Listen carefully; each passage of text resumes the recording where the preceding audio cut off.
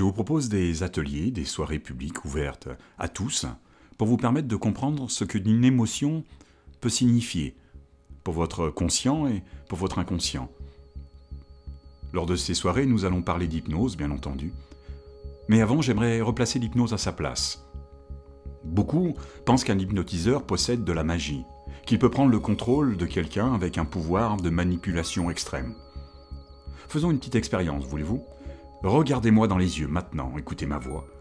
Je vais compter jusqu'à 3 et à 3, vous pourrez simplement vous endormir. 1. 2. Vous écoutez toujours ma voix. 3. Vous regardez toujours mes yeux et dormez, dormez, dormez maintenant, dormez profondément. Dormez. Dormez. Ça ne marche pas. Ce serait tellement simple, si c'était le cas, de changer la programmation fonctionnelle, de prendre le contrôle d'une personne, de lui faire oublier un moment de son existence, de sa journée, et si l'hypnotiseur avait ce pouvoir, il pourrait vous créer des faux souvenirs, une fausse mémoire qui découlerait une fausse identité, où vous ne seriez plus celle que vous êtes. L'hypnose est une technique bien plus compliquée que ça. Il est plus difficile pour un hypnothérapeute d'accompagner un client en transe hypnotique qu'une personne seule, d'aller vivre une auto-hypnose. L'hypnose n'existe pas, ce n'est qu'une technique qui guide la personne à s'intérioriser, à vivre sa propre auto-hypnose. L'accompagnement permet à l'accompagné de s'intérioriser, d'aller observer l'émotion qui la dérange dans ses croyances, ses valeurs, sa propre identité, et de percevoir son intention, l'intention de cette émotion, sa demande, sa raison d'être.